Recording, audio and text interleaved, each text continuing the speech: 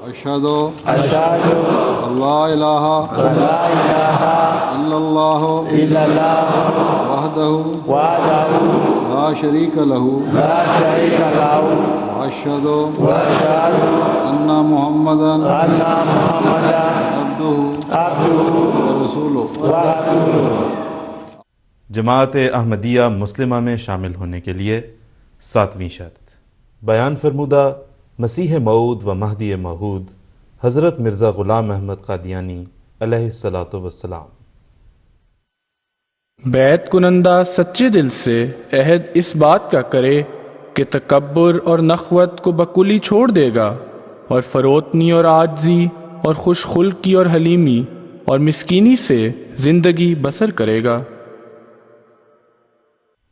قرآن پاک میں اللہ تعالیٰ فرماتا ہے اعوذ باللہ من الشیطان الرجیم فلا تصعر خدك للناس ولا تمش في الأرض مرحا ان اللہ لا يحب كل مختال فخور. اور نخوت سے انسانوں کے لیے اپنے گال نہ پھلا اور زمین میں یوں ہی اکڑتے ہوئے نہ پھر. اللہ کسی تکبر کرنے والے اور فخر و مباحات کرنے والے کو پسند نہیں کرتا. اسلام کی اس خوبصورت تعلیم کے بارے میں حدیث نبوی صلی اللہ علیہ وسلم.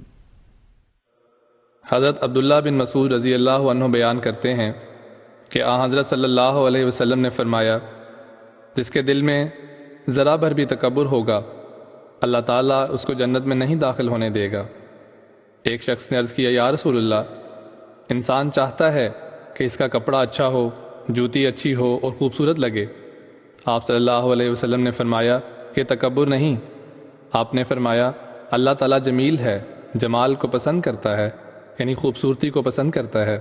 تکبر دراصل یہ ہے کہ انسان حق کا انکار کرنے لگے لوگوں کو ذلیل سمجھے ان کو حقارت کی نظر سے دیکھے اور ان سے بری طرح پیش آئے. مسیح موعود و مہدی آخر زمان حضرت مرزا غلام احمد صاحب قادیانی علیہ الصلاۃ والسلام فرماتے ہیں میں سچ سچ کہتا ہوں کہ قیامت کے دن شرک کے بعد تکبر جیسی اور کوئی بلا نہیں. یہ ایک ایسی بلا ہے جو دونوں جہان میں انسان کو رسوا کرتی ہے. خدا تعالیٰ کا رحم ہر ایک موحد کا تدارک کرتا ہے مگر متکبر کا نہیں. شیطان بھی موحد ہونے کا دم مارتا تھا مگر چونکہ اس کے سر میں تکبر تھا اور آدم کو جو خدا تعالیٰ کی نظر میں پیارا تھا جب اس نے توہین کی نظر سے دیکھا اور اس کی نکتہ چینی کی اسی لیے وہ مارا گیا اور طوق لعنت اس کی گردن میں ڈالا گیا.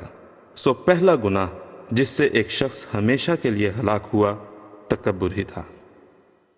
امام جماعت احمدیہ عالمگیر امیر المومنین حضرت مرزا مسرور احمد صاحب خلیفۃ المسیح الخامس ایدہ اللہ تعالیٰ بنصرہ العزیز نے فرمایا تو کیونکہ شیطان نے پہلے دن سے ہی یہ فیصلہ کر لیا تھا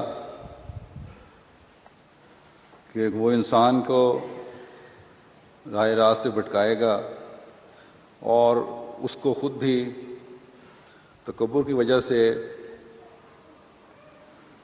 ہی اس نے اللہ تعالیٰ کے حکم کا انکار کیا تھا. تو اس لیے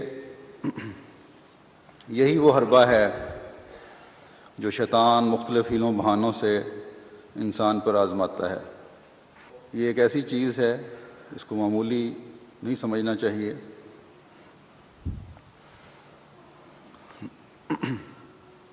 کہ یہ ہم نے بیعت کرتے ہوئے شرط تسلیم کر لی کہ تکبر نہیں کریں گے نخوت نہیں کریں گے بکلی چھوڑ دیں گے. یہ اتنا آسان کام نہیں ہے. اس کی مختلف قسمیں ہیں. مختلف ذریعوں سے انسانی زندگی پر شیطان حملہ کرتا رہتا ہے. بہت خوف کا مقام ہے. یہ عاجزی کو اپناؤ کیونکہ یہی راہ اللہ تعالیٰ کو پسند ہے. آپ نے خود بھی اس عاجزی کو اس انتہا تک پہنچا دیا جس کی کوئی مثال نہیں، تبھی تو اللہ تعالیٰ نے خوش ہو کر آپ کو الہاماً فرمایا کہ تیری عاجزانہ راہیں اس کو پسند آئیں۔ تو ہمیں جو آپ کی بیعت کے دعوے دار ہیں، آپ کو امام الزمان مانتے ہیں، کس حد تک اس خلق کو اپنانا چاہیے؟ انسان کی تو اپنی ویسے بھی کوئی حیثیت نہیں ہے کہ تکبر دکھائے اور اکڑتا پھرے۔ جہاں بعض قومیں اور ملک اور حکومتیں اپنے تکبر کی وجہ سے ہر ایک کو اپنے سے نیچ سمجھ رہی ہوتی ہیں، اور غریب قوموں کو، غریب ملکوں کو اپنی جوتی کی نوک پہ رکھا ہوتا ہے۔ اور آج دنیا میں فساد کی بہت بڑی وجہ یہی ہے۔ اگر یہ تکبر ختم ہو جائے تو دنیا سے فساد ہی مٹ جائے۔ یہ تکبر جو ہے بہت سی اخلاقی برائیوں کا باعث بن جاتا ہے، اور نیکی میں ترقی کے راستے آہستہ آہستہ بالکل بند ہو جاتے ہیں، اور پھر دین سے بھی دور ہو جاتے ہیں، نظام جماعت سے بھی دور ہو جاتے ہیں، اور جیسے جیسے ان کا تکبر بڑھتا ہے ویسے ویسے وہ اللہ اور رسول کے قرب سے، اس کے فضلوں سے بھی دور چلے جاتے ہیں۔ استغفر اللہ ربی من کل ذنب واتوب الیہ استغفر اللہ ربی من کل ذنب واتوب الیہ